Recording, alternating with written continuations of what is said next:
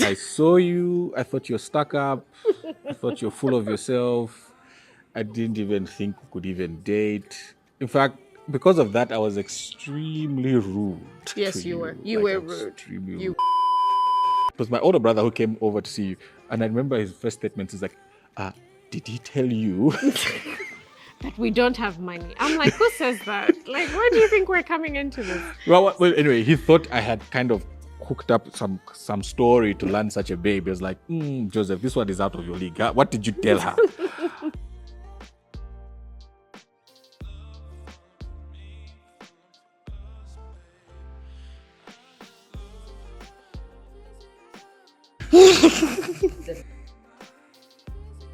I apologize first. I am very affectionate. I am. I don't know about him, but I am very affectionate.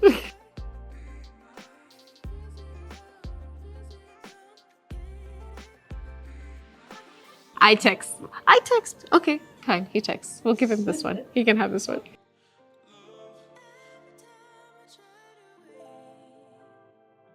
Hi, my name is Mwiche Simukoko, and I'm here with the love of my life. Hi, everyone. I'm Joseph Simukoko as well. Yeah, and we are the Simukokos. We are the Simukokos, indeed. Thanks for having us.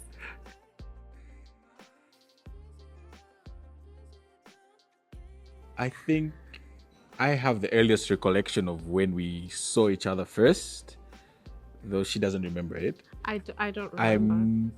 First saw her in 2003. We used to belong to the same fellowship on campus, Chi Alpha, and she was working on the magazine. We were launching a magazine for Chi Alpha, and she was part of the team. And I was like, oh, interesting.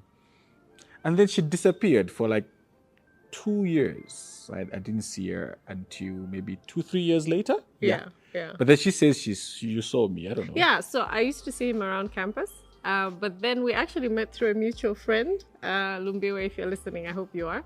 And she was friends with him, and they were in natural sciences together.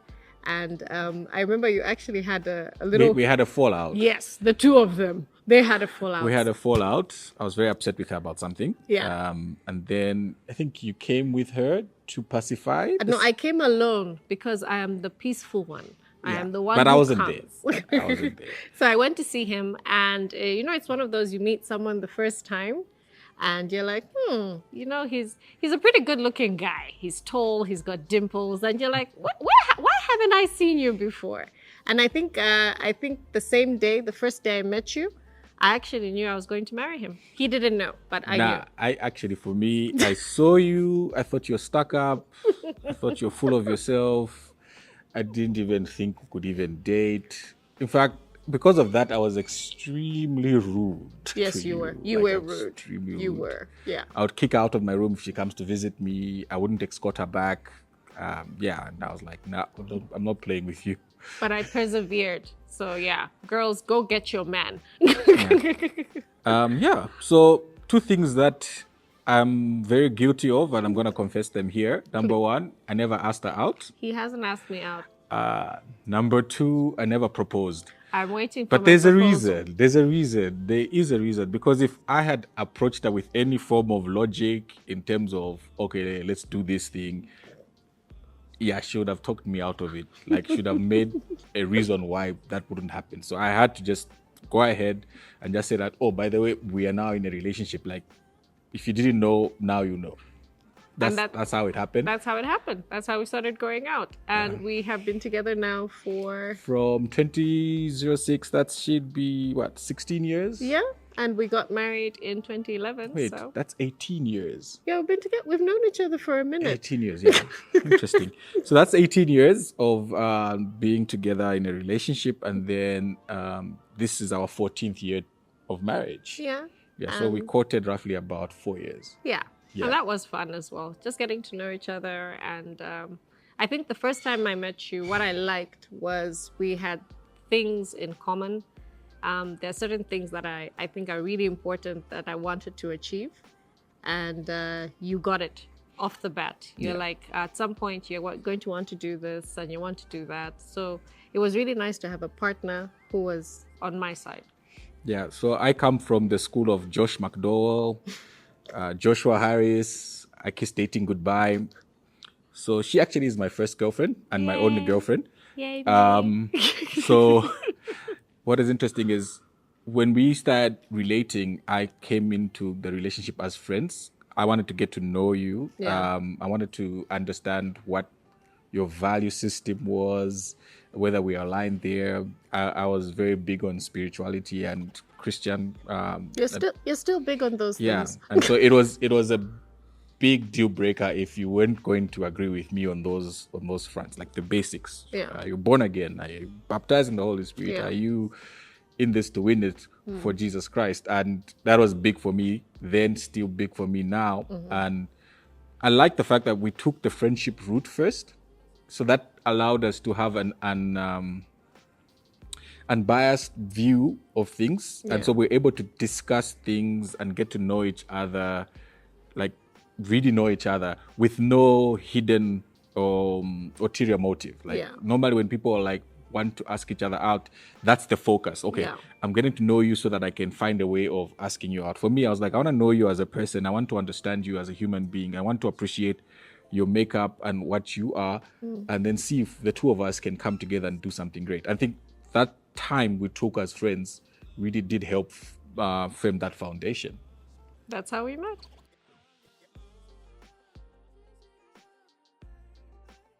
Yeah. 4 years. Yeah. 4 years is when we were together for 4 years before we got married. Yeah. I must say on and off. On and off. So there's a bit of context here. So his course was 5 years, mine was 4 years. So the time I graduated, I started working, and you know how it is. You're going through changes, and we thought, I think this is a good time. You were posted in Mporokwaso. It's far, guys. I think that's not even in Zambia. They should even remove it from the map of Zambia. It was so far. It was. And it does cause a strain on relationships. But I also think it was important because then you were able to sit back and say, is this someone who I really want to spend the rest of my life with? Is it something that you want to really invest in? But even though we did kind of end the romantic side of our friendship, we still remain friends and in constant contact, which was weird. No, I found it really weird. I remember how there's a time when one of our presidents, Levi Manawasa, died, and we hadn't talked, I think, for like a week. And so the first person when we heard that president had died is we called each other. And I think that's a testament of our relationship throughout the years, that whenever anything big happens, you want him to be the first person you tell the story. I think there's one thing that I do recognize is that I needed a witness of all my ups and downs and someone to be with, and you were that person. So whether you were in my life as my friend, whether you're in my life as someone I'm with, for me, you were always my person. So, like I said, it was on and off, but technically we were still friends. And so that friendship aspect was consistent throughout our relationship. But also, even when we got married. So I think a lot of people assume when you get married, there'll be no conflict. You're just going to love each other. My dad always says the love evaporates. So the conflict still comes in and you do change. So for example, the girl he married 14 years ago is very different to the one who you see here today. And similarly, he didn't look or behave the way he behaves now. But throughout our marriage, the one thing that we've kept telling each other is, number one, we have a purpose that is bigger than us.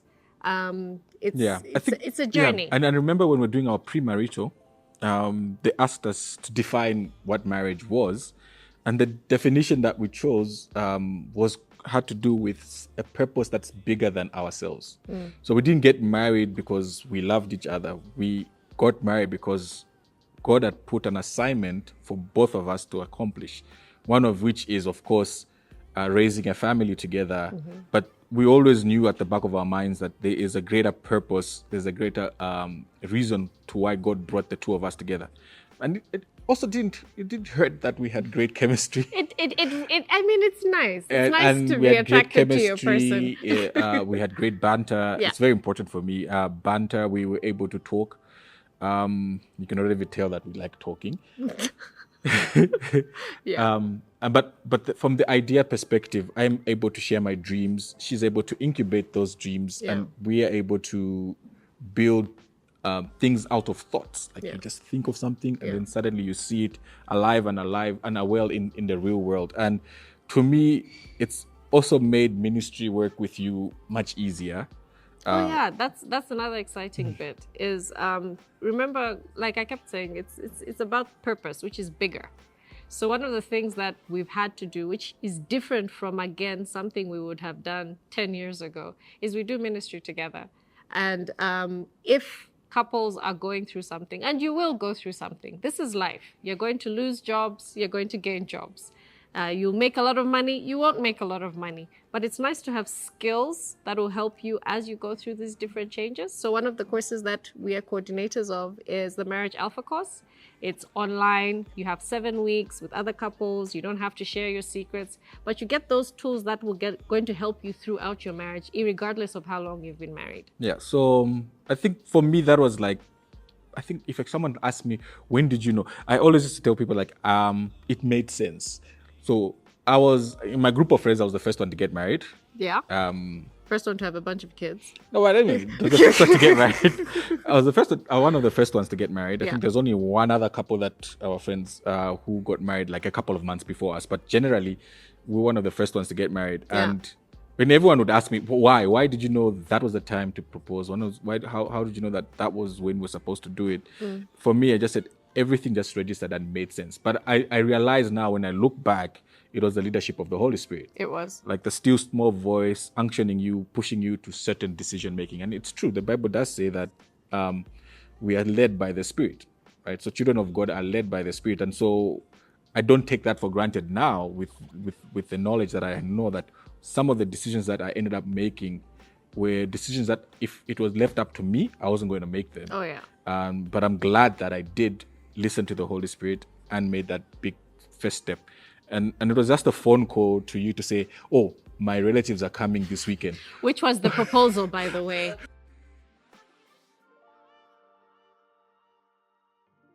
Can I go first? Well, so you can already see I've got crazy hair right now. It's always been like this. Yeah. I had dyed hair at the time. Her mom actually thought I was a footballer or something. She still does. So I've always had crazy hair, and so she couldn't reconcile the fact that I had crazy hair and I was a Christian. And I was like, what is he? What's his story? But it's because I've always been working with young people. Yeah. So we introduced her to the church I was going to at the time, and she loved it. Yeah. And I think because of the aspect of me being a good influence. A good influence on her and being a Christian. And at the time, we're just friends, by the way. So we're not dating. So we're like, oh, we're inviting you to church. Yeah. Like, oh, okay. With who? With my friend. I'm like, he's inviting us to church. And so that's how your mom started coming to the same church. Your dad started coming to that church. And even now, we're going to the same church with you, your brothers. Yeah. Yeah, my whole family. Basically, the whole family has, except one anyway. He's far away. He's somewhere in northwestern province. But he's the only one who doesn't come to our church. Yeah. But the influence was big.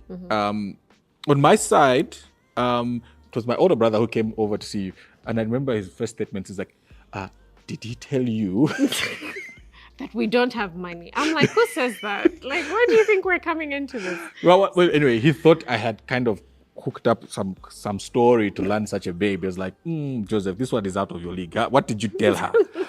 And I'm like, nothing. Yeah. No, I mean, from my side, they were overjoyed because, again, they had known Joseph as my friend and someone who had a good influence on me. So it's one of those things, it was very gradual for them.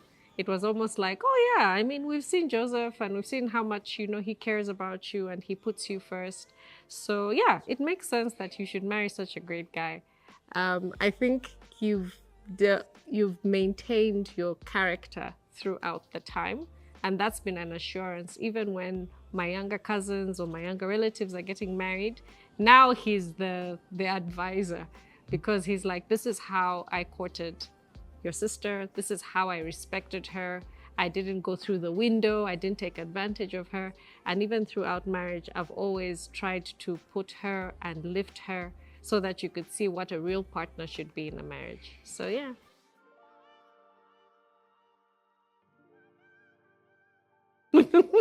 Yeah. So with proposing, like I said, for me, it just made sense. He Now, thinks- the funny part is my mom Yeah. had a Shibukombe on standby. So she Yeah. had met Mwiche at some point Yeah. and was like, oh, yeah, great girl. We love her. All of us, my sister, mom is my the mom, best. everyone was like, great. Yeah. Ticks all the boxes. Yeah. And they were like waiting for the phone call. So the phone call happened. So, mom, I'm intending to get married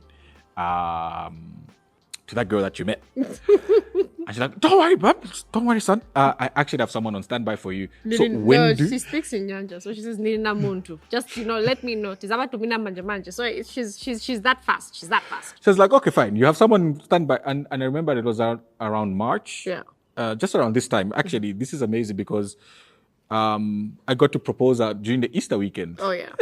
On Holy Saturday. Oh yeah. And by the way, our plan was he was supposed to come. Utuvale, they come, and then we were supposed to 18 get months married later. 18 months later. So, big secret. Well, it's not a secret anymore. It's 14 years later. Our Shibukombe is like, look, I can get the price lower if you can get married to her in December. And so, literally, they go to my family and they're like, look, we want to marry her now.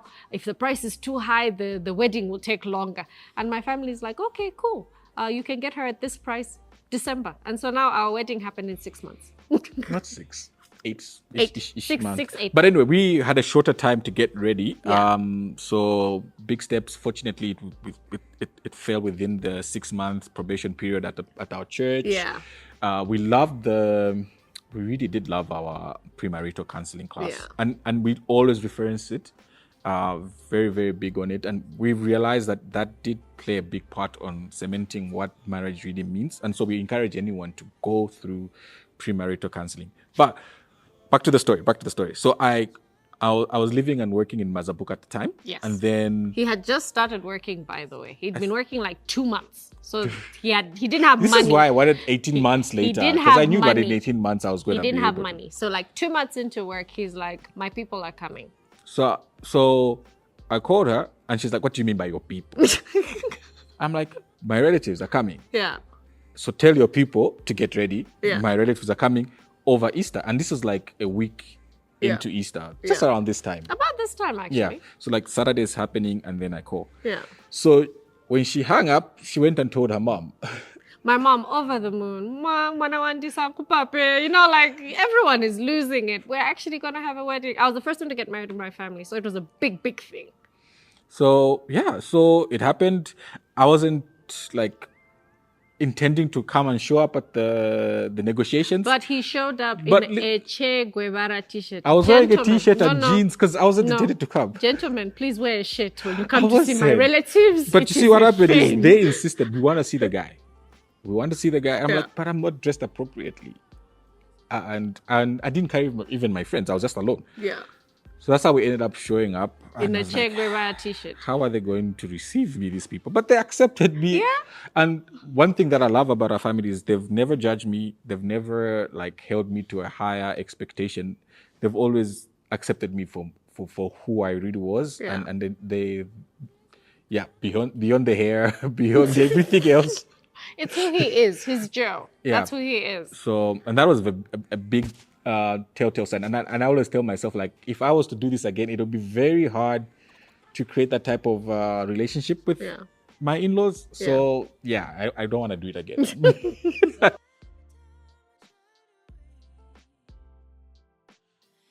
Oh. The what? The dress. All right. Let's start again from the beginning. So remember, he'd only been working for 2 months. We didn't have money. We didn't have a car. Like, it was not funny. And I love that scripture in Genesis that talks about how when you choose to get married, God is the one who blesses it. And so literally, when I decided to get married, everyone was excited. My aunties in the chalos called, no, we'll get you a dress, we'll get you a dress.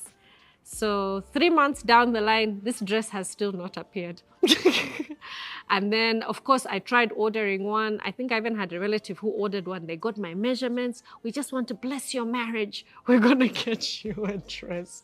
And still there was nothing. And you know what's happening, huh? You've done your chilanga mulilo. You've done your kitchen party. There's still no dress. I think literally 2 weeks before my wedding, I'm panicking now. I'm like, look, I need a dress. I need anything. And so me and my mom, I'll never forget, we just woke up one morning and I said, I'm going into town and I'm going to, whatever dress I find, that's the dress I'm going to get. And so we walked into this bridal store and I didn't have enough money to buy a dress. And so we had to rent one. And so they picked out different dresses and I said, I don't like this one, I don't like that one. I think the second or the third dress I tried on was perfect. I'm not really a white person. I love cream. I didn't want anything that had puffy shoulders. I just wanted something that I could kind of wear and it could be a classical look. And you know, like I said, Steps of a Righteous Man, ordered by the Lord. This dress happened to be a perfect fit. The price was perfect. They laundered it. They did everything. I had everything I needed 2 days before my wedding. So yeah, my dress was a journey.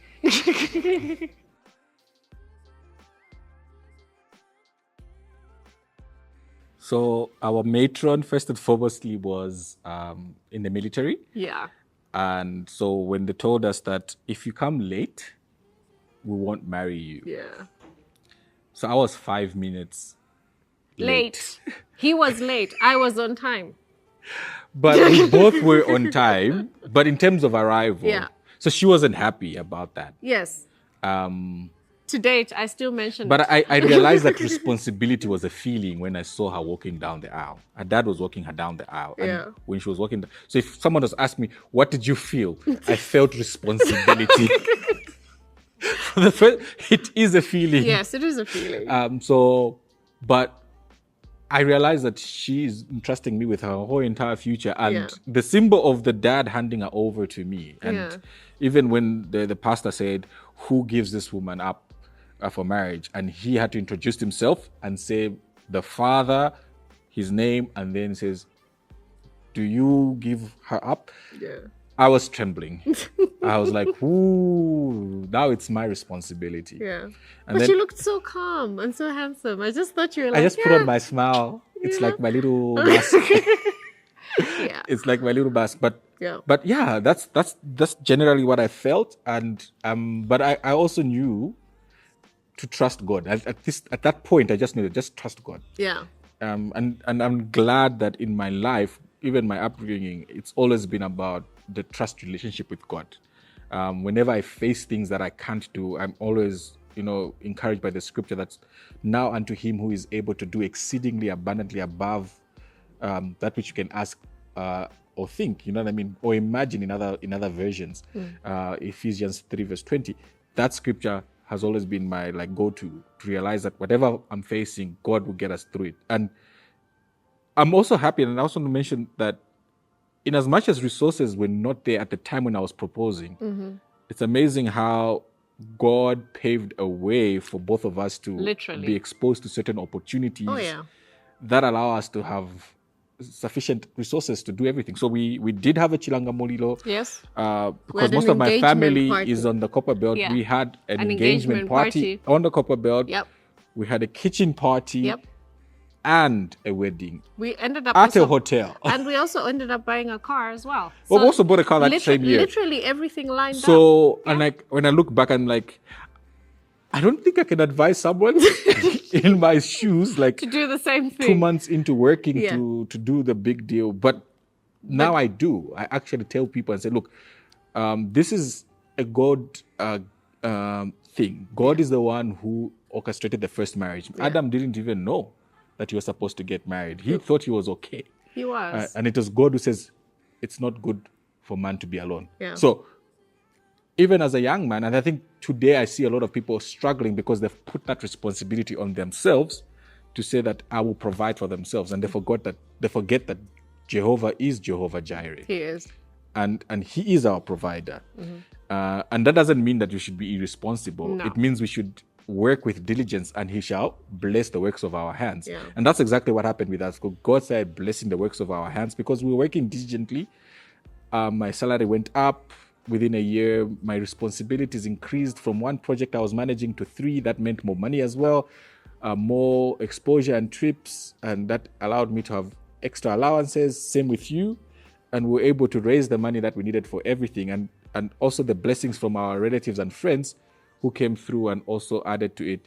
And that's how the wedding happened. And that's how we got to the point of getting the wedding. So I think for me, the bigger one I would say is once you make that decision by the unctioning of the Holy Spirit, so this is the time to make the And move. he blesses it. Trust him as well, because the Bible does say, he who finds a wife finds a good thing. And the next part is he obtains favor. He does obtain So I think the word there is not he who gets married. No. Right? The word is he who finds a wife. So I found a wife, and God allowed me to be blessed. He gave me the favor at my workplace to find the resources to actually get married to you. And so I tell people the same thing. Have the hard work, have the diligence, make sure you're moving by the leading of the Holy Spirit. And when you get to that position, you will find the resources that you require. And God will bless. He will. Yeah, bless you. And even the way you're moving. Like, I always tell people that your life can change in just one phone call. That's it. Tomorrow someone will call you and you're an ambassador. You know what I mean? It's not easy. Don't trivialize God. Yeah. Ephesians 3 verse 20 is just too big a scripture. Yeah. He is able to do above what you can even think. So trust him, let him do his part, and you do your part by being diligent and executing with hard work and discipline. Great.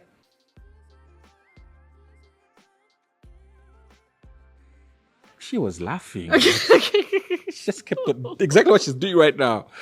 Okay, so you can tell I giggle a lot. So because, like I said, we were on time, first of all. So for me, that was a big thing. I was so worried we wouldn't wake up on time. My hair wouldn't be done. So we get to the church, and I mean, ladies, you know how it feels. You're in a beautiful dress. Your makeup is on point. It had been my dream ever since I was a little girl for my dad to walk with me in church in front of my entire family, his entire family, our friends. And, you know, it's not like we're running down the aisle, we're walking. Guys, I won't lie, I soaked this moment. It was my moment. I felt like a princess. And then my husband was in a suit. You don't understand. My husband wears t-shirts and jeans all the time. So to see him in a suit, it's like, it's a gift. It's like Christmas. So Joe was in a suit. And I remember it had a little Dallas inside. It had a little silver thingy. He had a little detail on his tie. And then I don't know what they did to his hair. They had like little waves. There were dimples. Guys, he bathed. He looked nice. He looked nice. And, you know, I'm walking with my dad, and I'm so happy because I can't wait to begin this journey. I always tell my husband, I feel like all my life I've been waiting. I've been waiting to become a woman, waiting to become his wife, and then to just walk there. Oh, by the way, Ebo Chungu Musuka was singing. So you can imagine I'm being serenaded by Ebo Chungu Musuka, and I'm walking towards Joseph, and he was standing there and he was beaming, and he looked so confident, like, babe, we're gonna make it. We're gonna run this beautiful race, and one day we'll be 100 years old and I'll still look at you. Like, he really stared at me like everyone else disappeared. It's one of the happiest days of my life.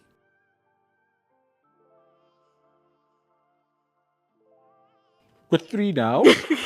And yeah, I think we've closed shop now. Yes, we are very grateful.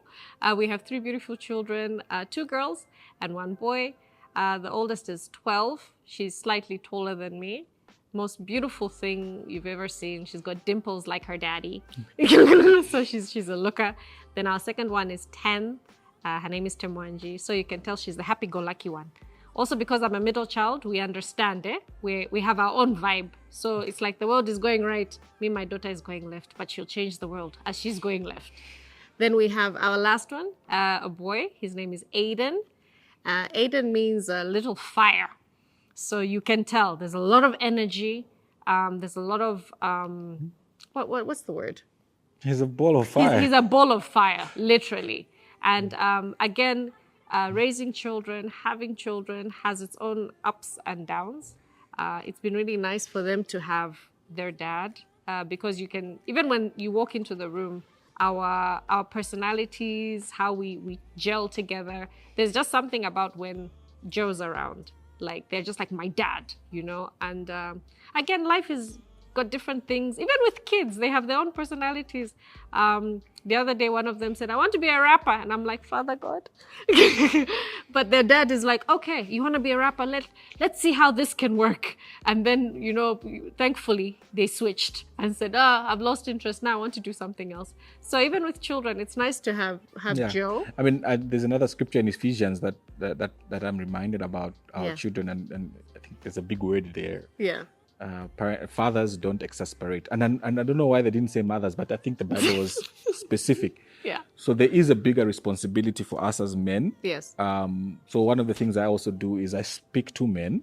I do a course with them, and just to call out the masculinity out of the Christian masculinity, not the toxic one that we hear about everywhere. So we do manly activities like camping, hiking, outdoor, like real outdoor stuff with frying meat. But I kind of now see the dynamics in our home change when a man shows up, you know, in his responsibility as well. And there's another scripture in Corinthians that says, act like men. You know what I mean? Act like men. So that particular scripture is calling us out to actually be who we are supposed to be in the home. So I'll give you an example of bedtime routines. Oh, yes. Yeah. So when it came to bedtime routines, because we had two children. We had two children under 5. And so my kids' personalities are like the dad and me. I am a night owl. I can sleep at 02. My husband, early, sleeps at 21 hours. So we had two children with the exact same personalities. One would sleep at 22 and the other one would take us on until 03.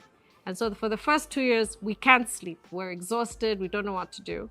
And then we had gone to a Bible study and we shared with the group. Again, it's very important to have, you know, people, a family, a tribe, people who you can have proper discussions with.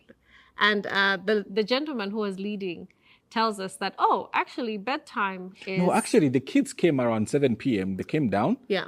Good night. Good night. They had like 3 kids as well. Yeah. 2 boys, 1 girl. And they came downstairs, said good night to the parents, hugged them, went to and sleep. went back up on their own to sleep. And we never heard from them again. We were shocked. Like, we're like, children can sleep and at the kids 20 were not hours. too much older than ours. And maybe 2, 3. But we even had kids almost the same age. Yeah. So it's like, how did you get them to like go to sleep on their own? Yeah. At 7 p.m. Yeah. How's that possible? So he says, no. Bedtime duty is dad's responsibility. Yes. If dad takes over, you see what will happen. Yeah. And at that time, she was the one responsible for bedtime routine. So I would do bath time, feed time, bedtime, and we'd never sleep. And so literally we experimented. He went home and he just walks in and tells them, kids, you're going to sleep. You should see my kids. I mean, they're like, yeah, right. And he's like, I'm serious, go to sleep. And so we did that the first night, the second night. By the third night, it was a routine. I just look up and just say, guys, bed. And they equally did the same thing. Hugged both of us. Yep. And went to sleep. I was like, you're kidding me. So now we've figured out that, you know, dads, you have a big role to play in how kids grow, how they respond. And it's just... So when the third one came... Yeah, he just never fell struggled. in line. He just fell in line. He did. Bed, the other ones are following. Even me, I'm going. Yeah. And so, I mean, he's a little fire. So he's the one we're like, okay, we'll see if this one will take us on. But he managed. Yeah. And all of them now, when you tell them to go to sleep, they all go. Yeah. And then within 20, 30 minutes, they shut up and they are gone. But 3 beautiful children. We love them so much.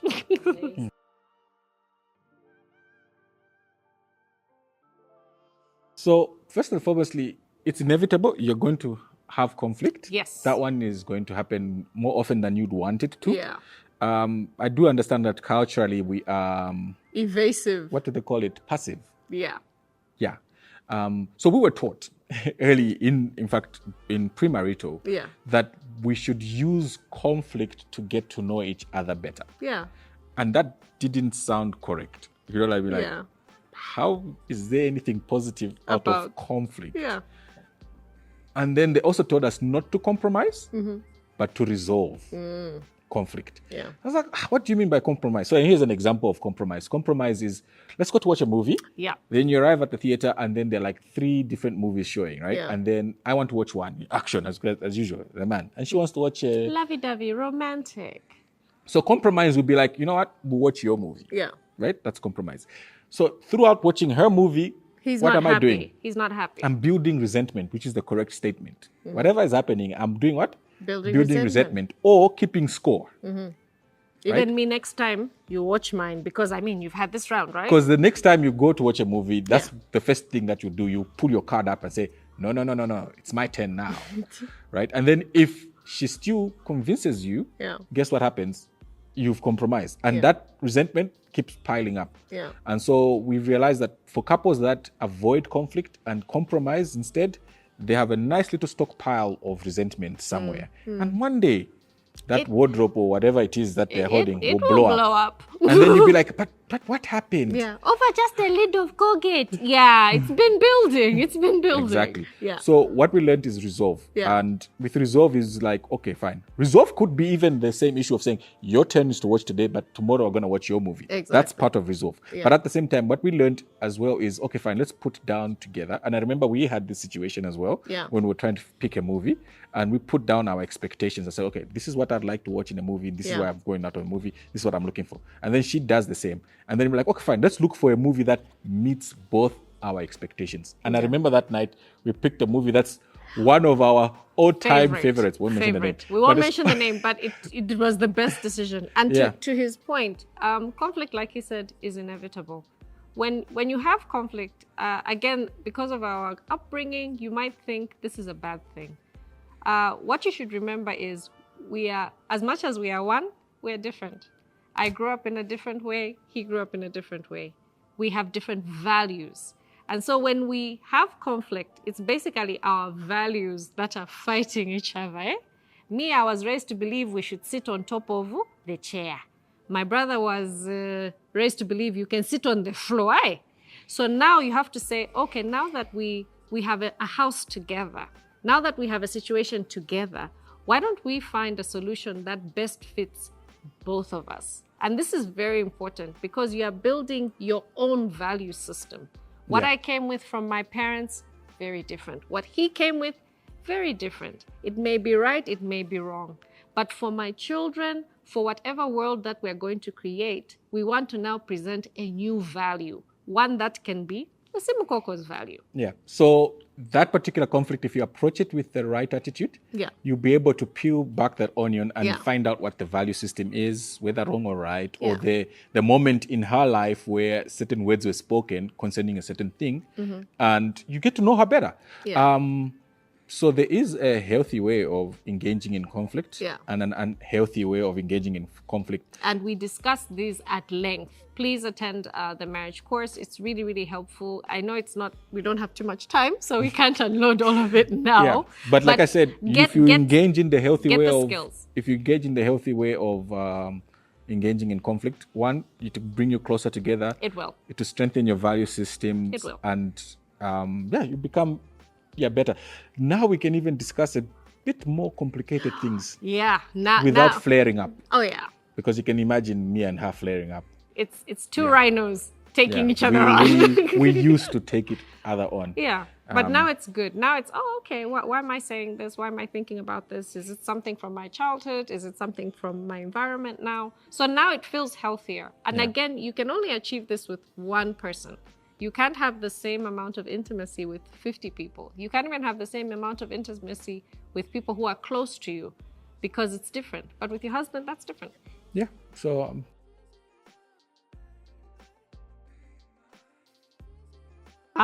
only 2. I wanted to do 10. Okay. I love that he loves God. That it's not something he's ever changed about. And for me, that's very important because a lot of my decisions are around God's kingdom and how we can do things together. And then I love that he is a really great guy. Like, he cooks, guys. Like, I need to eat. So, he loves God. He can cook, and he's just a really great guy. 2 things you like about me? Well, she's my best friend. Yay. My go-to person. Sometimes I forget that she's my wife. And I say that to show you that it's true, that she is my best friend. And she has to remind me, I'm your wife. I'm your wife. You can't tell me all of those things. I'm like, oh, Oh yeah, but she really is my go-to person, so I always feel free to say anything, even the crazy ideas that I have. The next thing is she's my partner. Of late it's become even more real because we're doing life together, but at the same time we are doing business together. It's a new dimension in our relationship. Yeah. And it's also prompted the thought that, hey, this is the legacy creation that we're talking about. And so I have a partner in her. I can really like feel assured that my dreams are in safe hands when I'm with her, and we can dream together, and that's something so big. So I appreciate the fact that I can dream with you, and we can achieve anything together. Okay. And she's my best friend.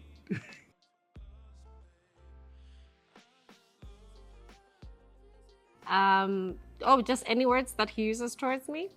I like when he says he's proud of me. I like when he says I look pretty because I'm a girl. I like when he says it doesn't matter. Even if whatever we're doing doesn't work out, it's always me and you. As long as me and you are, we're in this, we can get through anything. And that's always what I need. It always gets me through any day, that whether we make money, whether we're happy, whether we're fighting, he's like, it's always me and you. I think this will sound funny, but the words, have you prayed about it? Oh, yeah. That's those words. Because it always switches me out of my flesh moment and then makes me realize that I am a child of God and I must seek God's help in everything. Because I need that. Sometimes you need the person who can tell that, you know what I mean? And cut through all of that kusabaila and say, hey, Yeah. let's go to God. And so I feel really assured that, okay, whenever I'm going out of line, we can both go to God together and be brought back in line. That's number one. And any word that inspires confidence in me. Yeah, because the world out there can beat you down. It can. It can. So I love the fact that I can come home and I can feel confident to face the problems out there after having a conversation with you. Yeah. Yeah, so any words that inspire confidence in me.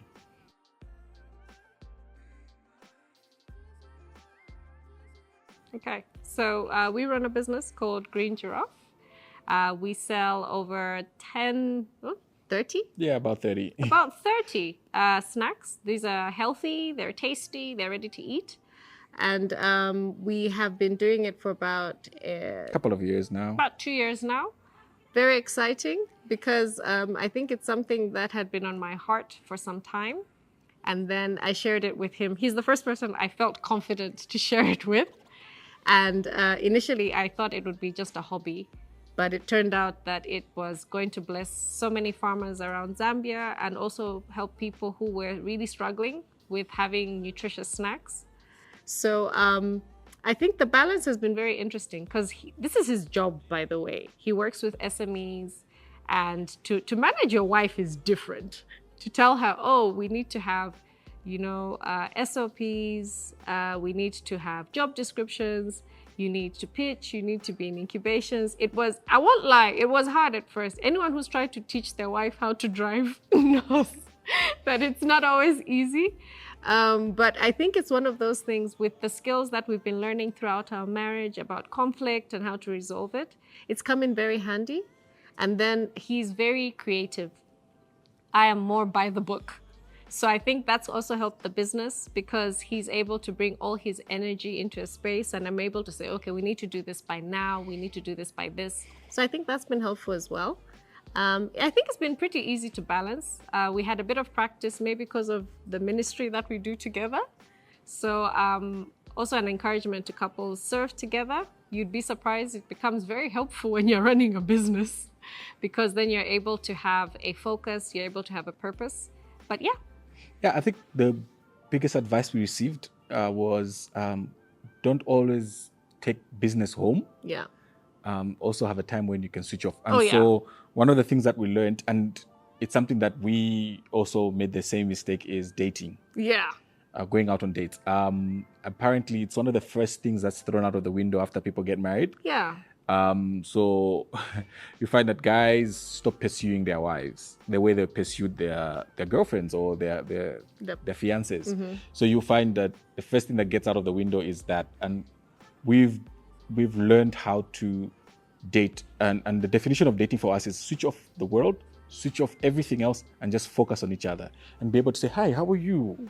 Where are you? I want to see where you are, mentally, spiritually, emotionally. I want to be with you in that moment. And it's a very easy skill to lose.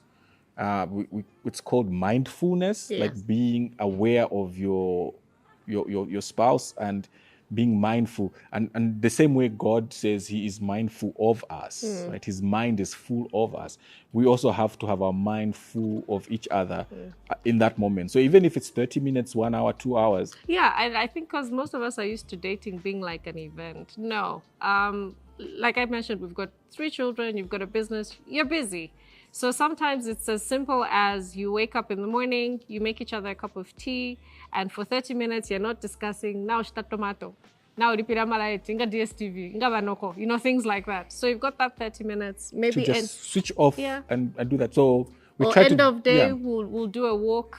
Again, guys, money is tough for everyone. So it's not always we'll be able to afford a holiday or a getaway. It could be a walk. It could be watching a movie together. But as much as possible, just having that little time. And we try to do it once a week. So no matter where we are, even when he's on a trip, he'll be out of the country. We do it virtually. Yeah. We like tell ourselves like, okay, let's watch this movie or this series together. Yeah. We do that a lot, watching TV and series together. Yeah, we do. But then we love the mind-bending things because it gives us something to talk about. We love space. Right? If aliens are watching, we love you. You are welcome. No, I'm joking.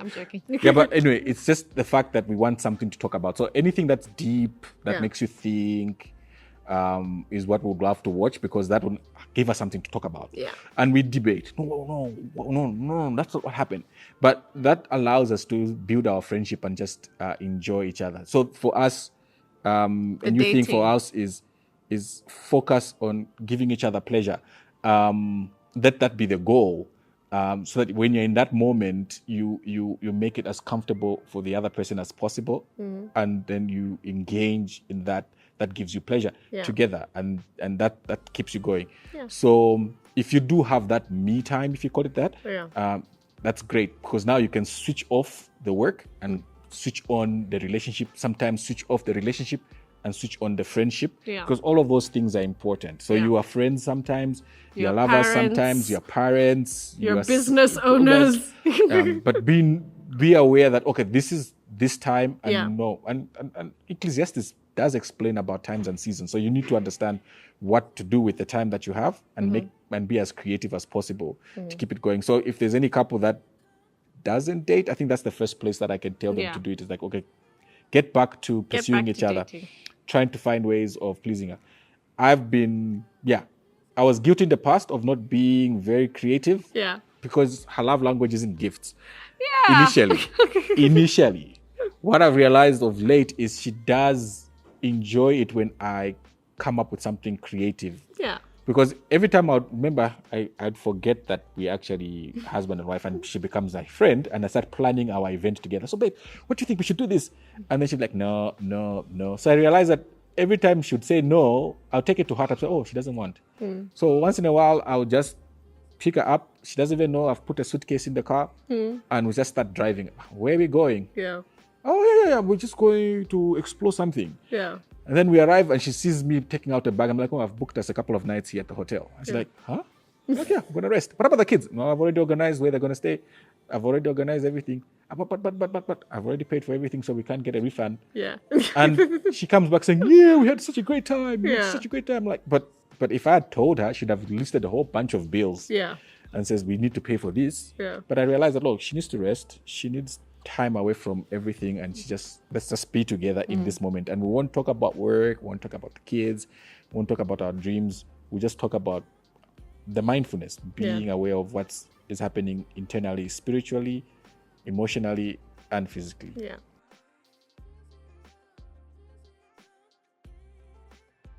Oh, only one? So many. You go first. Tolerance. Ah. Tolerance. Yeah, you're quite a handful. Yeah, but she is, and that's what I like about her. Yeah. You're highly opinionated. I am. So, like, she has an opinion on even subject matters that she's not an expert on. Like, she will still formulate an opinion. And I guess that's because you've got so many brothers, you know what I mean? Yes, I have 3 brothers, so you have to speak up or else they'll take over. Yeah, so I've learned how to tolerate you. And it's also helped me build tolerance to other people, because empathy is not my first thing, but you've taught me how to have empathy as well, to be aware of other people's emotional needs as well. So you've taught me that. So it's all inclusive in that tolerance, and it's something that if I hadn't met you, I'll probably not be an empath. Okay, so one thing I've learned is I think we take a lot of things for granted. What's the term when you meet someone and you like them? You say you fall into love. So you assume that marriage, you'll fall into it. No, marriage is a skill. It is something you learn, similar to whether you are driving a car or you are learning a new language. There is a skill, and the skills are available. I think a lot of us are very excited about wearing the dress and eating the food and booking that hotel room. But we're not as excited about learning the skill on how to live with another human being. Because it is a skill to be able to throw away whatever you've known for the last 30 years and say, you know what? You've decided that the table is now going to be a stew in our house. It's not easy. So I have learned that it's a skill. Raising children, get as much information as possible. Running a business, get as much information as possible. Learning how to communicate.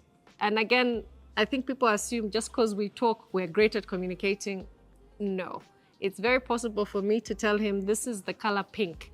And for him to say, this is a color. I thought it was food. So just those little things. That's one thing I've learned, that it is a skill.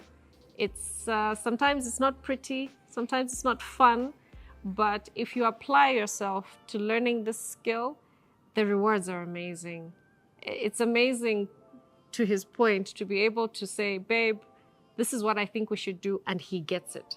I could say it to 100 people, they may not get it, but he gets it.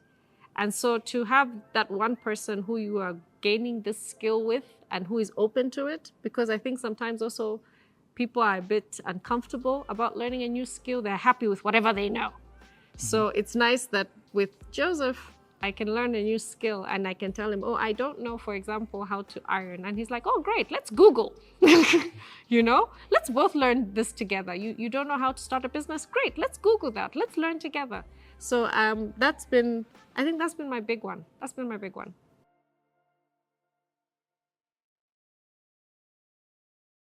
Oh. I think for me, the big one, the one that's been quite consistent. I know money is becoming a big issue, but behind the money is managing expectations, 100%. Especially when it comes to the value system thinking. We are sold too many stories, and unfortunately, we live in a microwave generation. And also in a generation where we can take back things that don't work. You know? Yeah. If you buy something, it's not working, you can take it back and say, I want another TV. The one you sold me doesn't work. Yeah. Right? So because it should be done fast, and now because of microwave and you don't have the patience to actually build it. So you walk into the marriage with these expectations, and like Mwiche just mentioned, that some of these expectations are tied to a skill that needs to be learned over time, right? And I'm impatient. So I'll go back to the shop and say, oh, this wife that you sold me doesn't work. Give me another one. Yeah. So if we can manage our expectations better and be more realistic, we can kind of have that longevity that our older folks have. And that longevity to be able to say, okay, fine, I've realized you're a poor communicator. We're going to sit down and we're going to learn how to communicate until we learn. Okay, you have a lazy eye. It's always skipping around everywhere. I'm seeing you looking at every other skate. You're going to learn how to be faithful. Yeah. I'm going to stick with you, and you're going to learn that skill until you get older. I've seen you're not able to manage your finances better. You're always pledging and spending and whatever. We're going to learn how to do it. I'm going to budget. I'm going to do it. I'm going to put in the time. And then coupled with that same managing expectation and acquiring skills to be able to do that, don't do life alone. Yeah. Yeah. We have a tribe. We are like four couples together. Yeah. We do life together, and we've given each other permission to kind of rough each other up if things go rough. I mean by, I get straight talk when my boys call me out. Yeah. And it's married couples together. So we holiday together. We are in each other's homes together. Yeah. Recently, we even started playing with our finances together and doing business with each other. And so and I realized that having that accountability partners in plural has helped us to kind of be accountable to someone. So there's always someone who's looking out to you. So I can come to my boys and say, hey, guys, there's this thing that has happened to me. And I mean, these days, there are weird things out there, which is even laughing.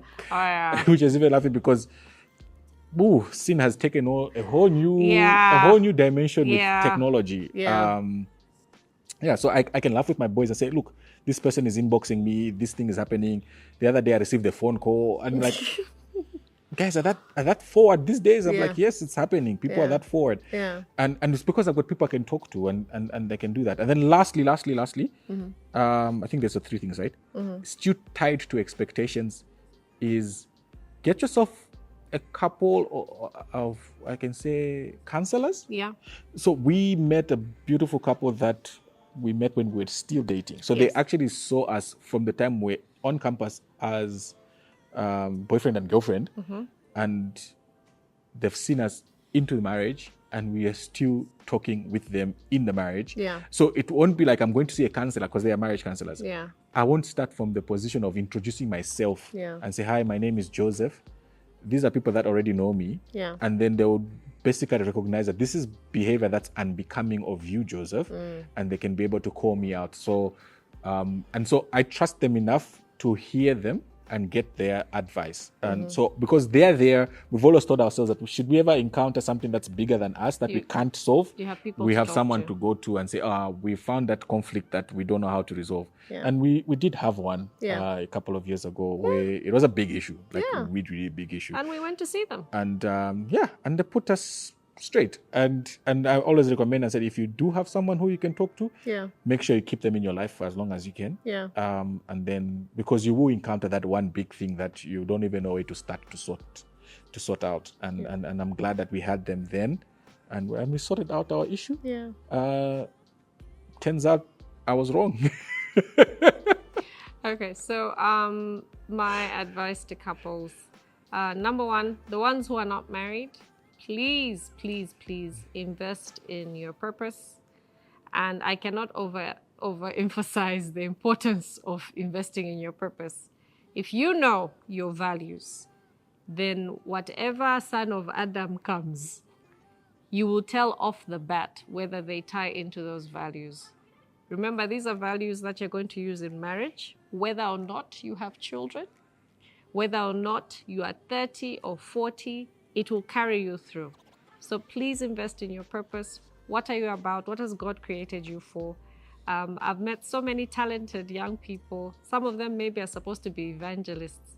And then you are married to someone who wants you to cook in Shima and be home by 17 hours.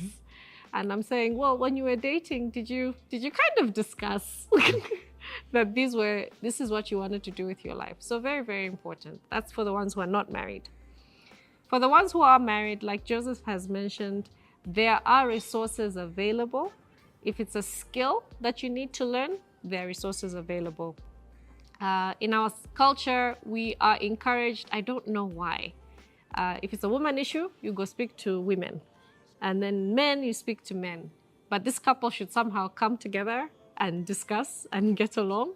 So please go and see a qualified counselor.